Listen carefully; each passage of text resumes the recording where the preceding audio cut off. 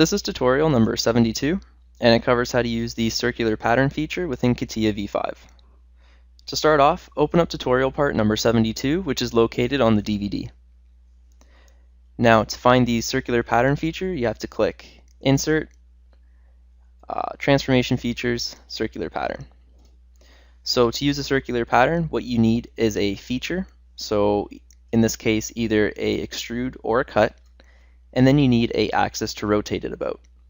So what we're going to have to do is create our feature, and then we're going to have to create our axis that we're going to rotate it about. So to start off, let's create that feature. So let's click this face here, click Sketch, and let's draw a circle. So click Circle, and just draw it along this vertical line here. And let's make it 15 millimeters in diameter. And let's make the circle 50 millimeters up from the center. Now let's exit the workbench. And using the pocket, let's cut out the pocket. So now we have our feature that we're going to pattern. Now what we have to do is create a axis. So this axis is going to have to run straight through the middle here. So we can either use the XY or the YZ plane, or the ZX plane, sorry, to create our axis. So I'm going to click the XY plane, click Sketch, and I'm just going to draw a horizontal line. Click OK, and get out of the workbench. So now we have our feature, and we have our axis to pattern around.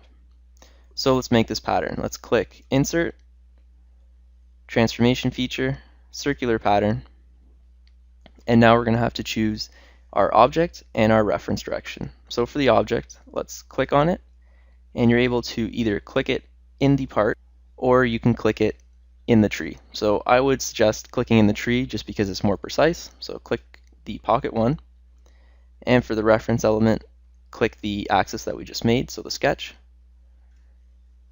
And you can see that we have our first instance. Now with the instance, the more you increase, the more instances you're going to have on the part, and the angular spacing, you're able to adjust it, and so will the part adjust accordingly. So let's put this up to 45, and let's put this up to 8 instances. Now it's going all the way around. Click OK, and now we've created our circular pattern with the 8 instances. Now we can go back and we can change the pocket definition. So if we double click on Sketch 2, and if we change the size of the diameter, say to 25, and if we click OK and exit the workbench, the entire part will automatically update. Now let's delete this circular pattern here, and let's change this sketch here. So right now we have it running right through the middle. Let's offset it a little bit. So let's just put it down below that line there a bit, and let's delete this center line that we had. Now let's get out, and what we're going to do is we're going to use this as our new axis. So this is offset a little bit, so it's not going to go right through the middle. So let's click Insert, Transformation Feature, Circular Pattern.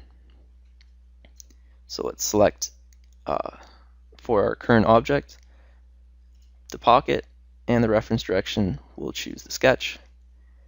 Click OK, and you can see in this case that it's kind of offset a little bit compared to right down the middle. So you're able to move around this axis, and as you move it around, so will your circular pattern as it's using that as its reference. Now if we double click on the pocket sketch, we can change it from a circle to say a square. And when we do that, we're going to have squares patterned rather than the circle. So again, you just get to play around with this, and you're able to pattern it. So this concludes our tutorial on how to use the circular pattern feature within Catia v5.